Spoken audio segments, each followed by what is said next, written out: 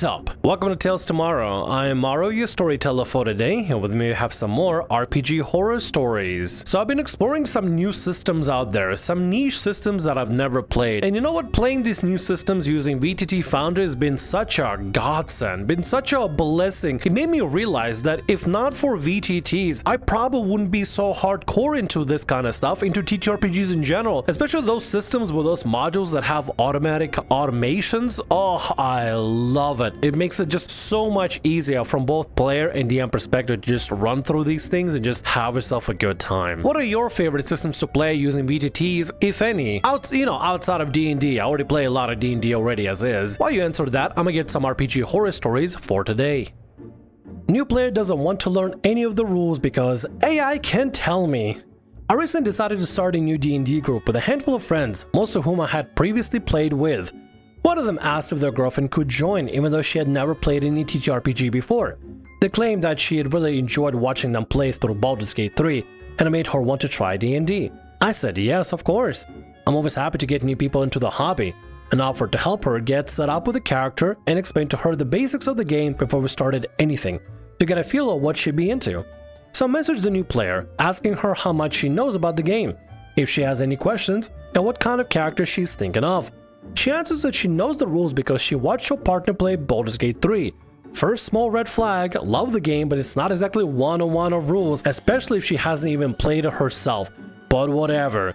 And she says she already has a character ready to play, so I don't have to worry. Alright, I'm gonna say some things, and I'm probably gonna make some people mad, but screw it. I voiced my, mild complaints about Baldur's Gate 3 before. Listen, I will say this. I love the game. I love the game. I've finally got to beat it, and I went with, Shadowheart route. Though mine kind of bugged out. She stayed with black hair because I didn't stay in long enough in that one place to get the proper cutscene of her having her hair transform and stuff, so it was weird, but whatever. Maybe one of the mods bugged it out, but who cares? I love the game. It was so fun, but I had to mod the hell out of it because it missed some of the most bare essential things, and some things I just didn't like. I don't like jumping being a bonus action, so I modded it out. Also, I didn't like the fact that I didn't get a dodge action that I could take for anybody else, so I modded that in. I was really hoping I can get a ready action. I was trying to find a mod for ready action because ready action is so good for strategical combat in D&D. I love my ready actions. You had a decent collection of spells, but man, I needed the spells, dude. I got the mod that added a bunch of other spells, and although some of them didn't work how I wanted to, like Vortex Warp, I love the game. I love the hell out of the game. I thought it was amazing and great, but Baldur's Gate 3 is not D&D. It is adjacent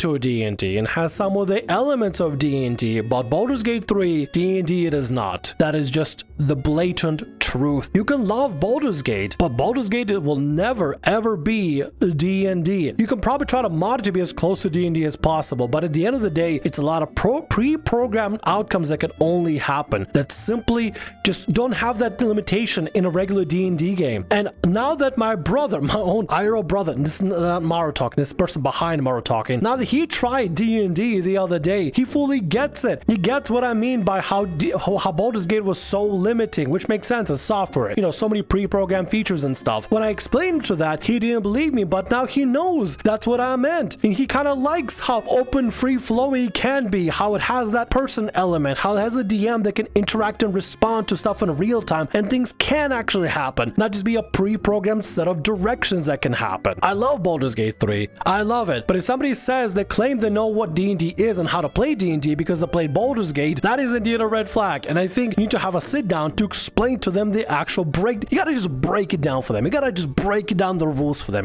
Anyway, sorry, I'm going on a tangent. Let's continue. I responded, pointing out the TTRPG is not exactly like the video game, especially as it will play in person, so there's probably some stuff she won't know. But if she's confident that she can learn on the go, I'm fine with it. I then ask her if she can send me her character sheet so I can check that everything is fine. Bear in mind, at that stage, I hadn't even given anyone any info on the setting, what level we'd start as, how we'd generate stats, or even specified what version of the rules we'd be using.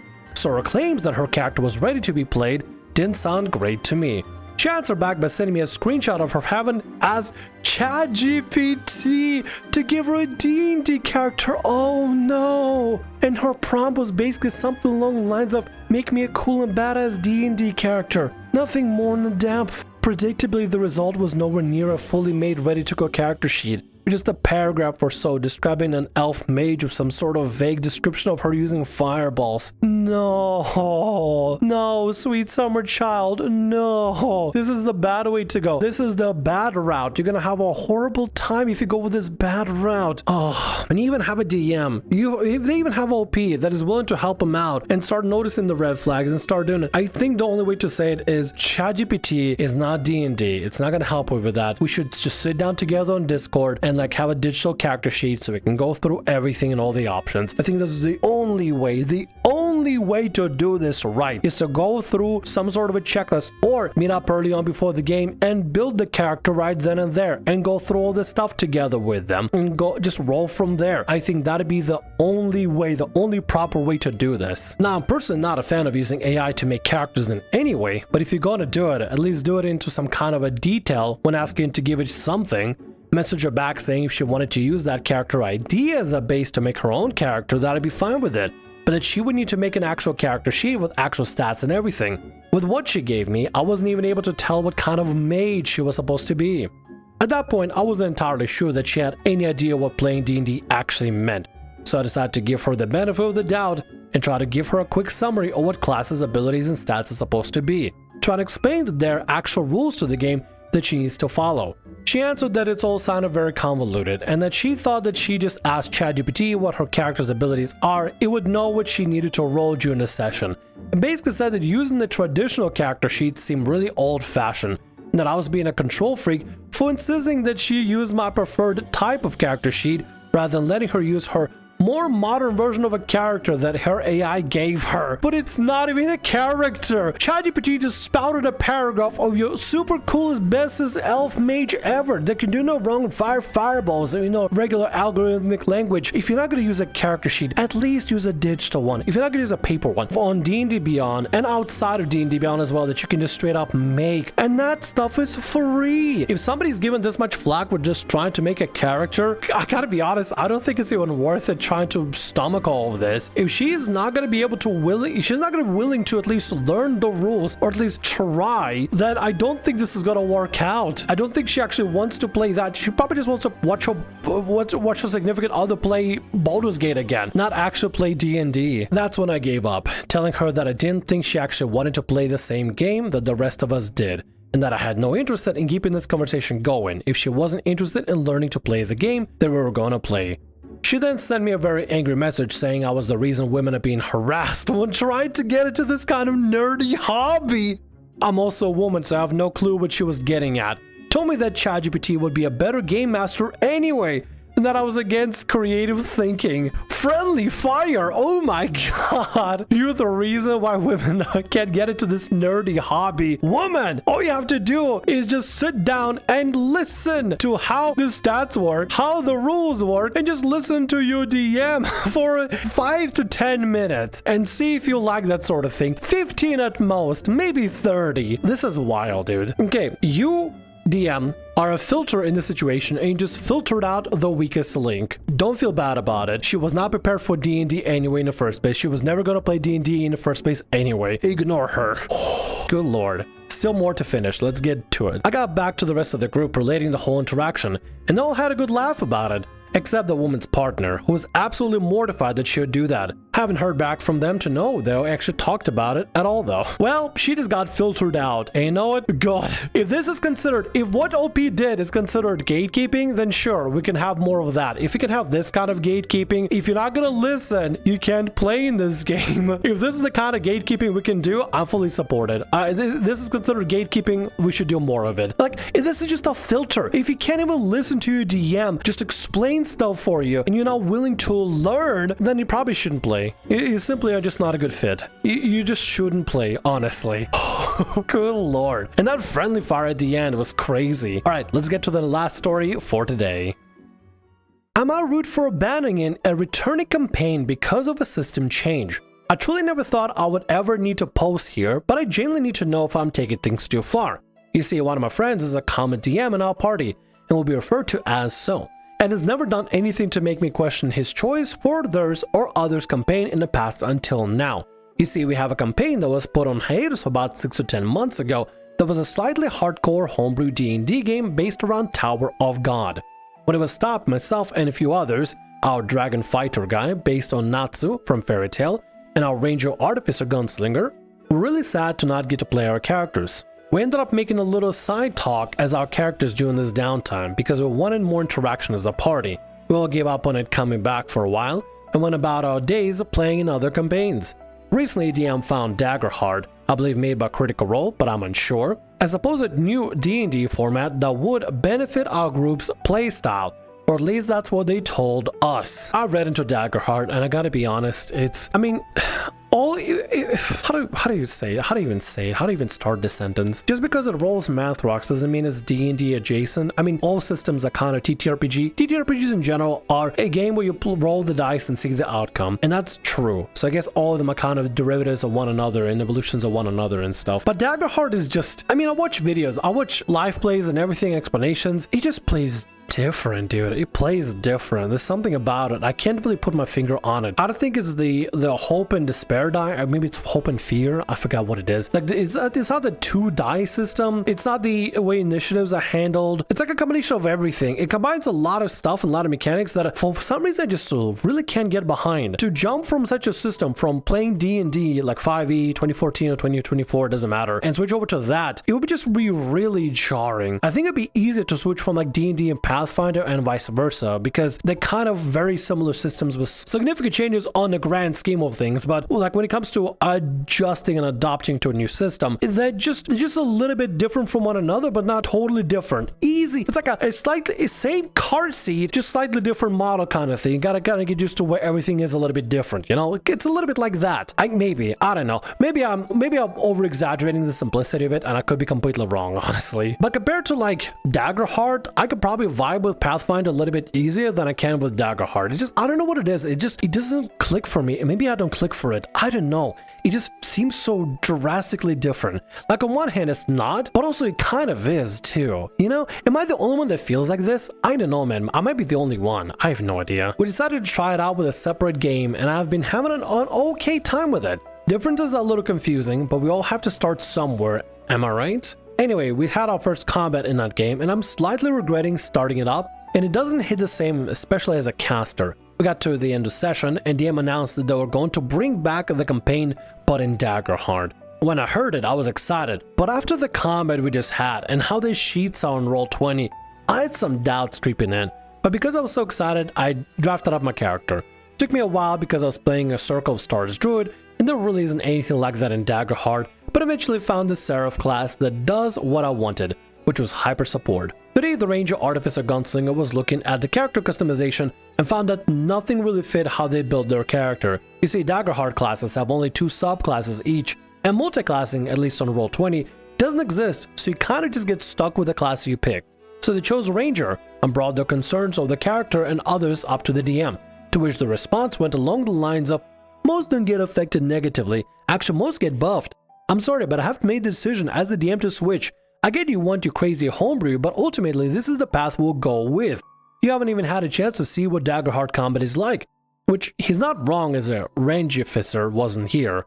Like I said, you can either rebuild your character as best you can, choose a different class, or make a new character. I think jumping to a new system and being so hard pressed to jump to a new system should be a group decision. It shouldn't be a DM decision. Like, I mean, yeah, DM can decide it, but I feel like it's such a big decision. The whole group should consent to this, or if it's not gonna work out for everybody, maybe just don't play that system. Maybe play the system that everybody is used to. Or if the DM wants to play Daggerheart, but nobody else wants to play Daggerheart because they're not finding anything they can enjoy in Daggerheart, or maybe they'd rather play their previous old characters that they have because they're used to that system. Maybe the DM and the player should just part ways and they should find a different DM, or somebody else should step up to the DM seat, and maybe they could even play both games. On one day they play D&D, on the other game they play Daggerheart, and they make something different, you know, they kind of, you know, do little halvesies and stuff, and everybody gets to try something. But if players clearly can't get into it, they simply can't get into it. I gotta be honest, I was on that camp as well. When the original problem player server, the RPG Horror Story, my RPG Horror Story server was originally, when the OGL debacle with D&D was happening, the the DM was talking about like switching over to Pathfinder permanently, and that's going to be an eventual thing. I tried to find something that plays like a warlock or feels like a warlock, and nothing fit. Nothing at all fit to me, and I was genuinely kind of worried and concerned because I just really enjoyed the way the warlock in D&D 5e plays. I just really like it, like really like it. And the fact that something like that doesn't exist in another game, it's kind of a deal breaker for me. I gotta be honest. It may suck for me to say. I'm sorry if that makes me a sucky player, but that's kind of a deal breaker for me, genuinely. I really like warlock. I like all the weird, quirky, weird, odd things about it. I love it. I really like it. I don't know. I just would rather play a warlock. I don't know. I'm not against trying new systems. Switching over from one system to the other, I still want to try to mainly play a warlock. I like warlock. 90% of my characters doesn't work when switching to the system.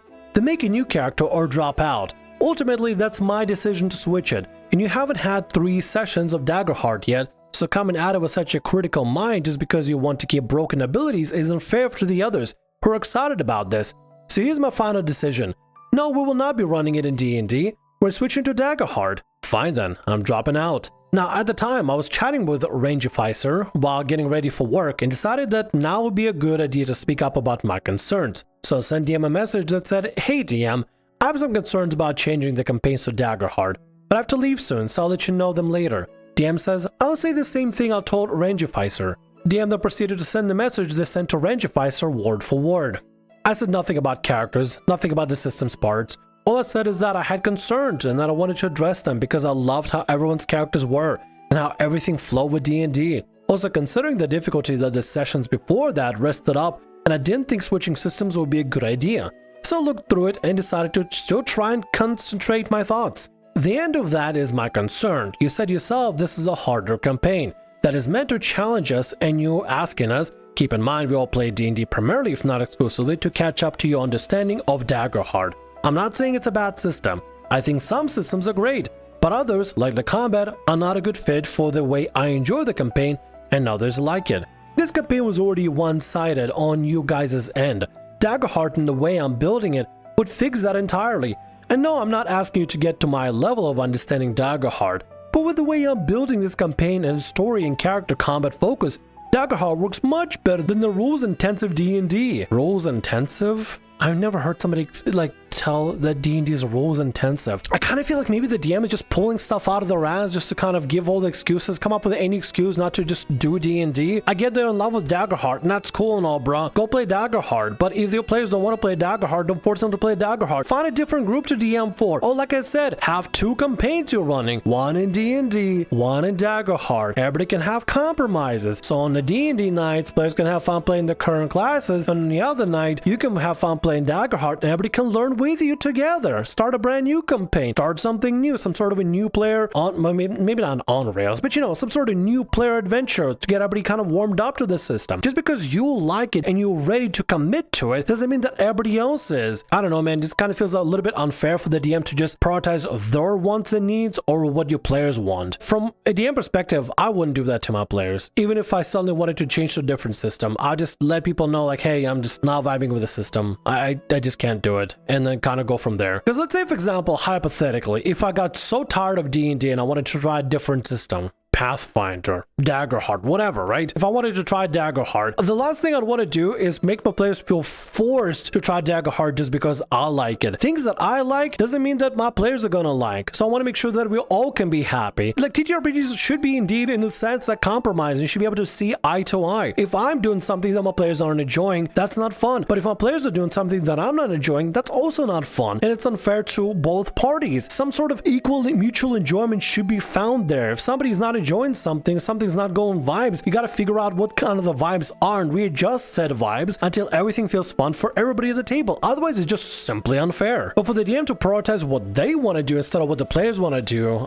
dude, I feel like it's kind of harsh. Like, yeah, go play Daggerheart if you want, go for it. Nobody's stopping you, but just don't force these players to play Daggerheart. Clearly, they don't want to. With that, I realized they weren't willing to discuss this at all, so I decided to tell them that I was going to quit those sessions. I really do want to, but I just can't see myself playing a sour creation of the character I had fallen in love with playing.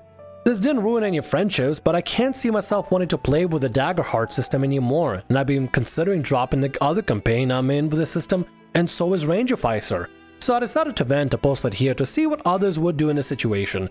Should I suck it up and play a half-assed version of the character I once was, possibly not like it as much, or should I stay out of the campaign so I can hold onto the memories of the character and keep the image I have of them intact? I mean, I already answered. Honestly, if you don't want to play it, you don't have to play it. Play what you want to play, not what you feel like you're forced to play. Play what you want to do. Do what you want to do. But there is an update to this story, so let's see it. Update 1. I thought I'd just send this to clear something up that seemed to have been misconstrued. DM only ever played a campaign of Daggerheart with Chat-GPT, the word's not mine, and has only run 2 sessions of another that me and Ranger Officer are currently in. Their experience of playing Daggerheart is through Chat-GPT? Really? Really? And that made them want to drop everything for Daggerheart? What? That is crazy. That is insane. Why? What? Chat-GPT is not going to be able to simulate how it is to run with other players? It's AI. It's AI. It's limited. I know some people like to say like AI can do cool things, but AI is limited. It's a dumb calculator. Like it's a bunch of sand. It's a bunch of thinking sand in a server somewhere that is trying to rub the little sand particles together in machinery and try to respond to you as best as it can. But it's as dumb as a bag of rocks. It can only be as smart as the information you feed it. It's dumb otherwise. If ChatGPT didn't have access to Google or any other search databases, it would be useless. It is useless. Practically. I don't know, man. I never have a great experience with anything AI related except for the most simplistic brain dead of jobs. But to play Daggerheart with ChatGPT and have that be the reason why you want to convert wholeheartedly to the system is, dude,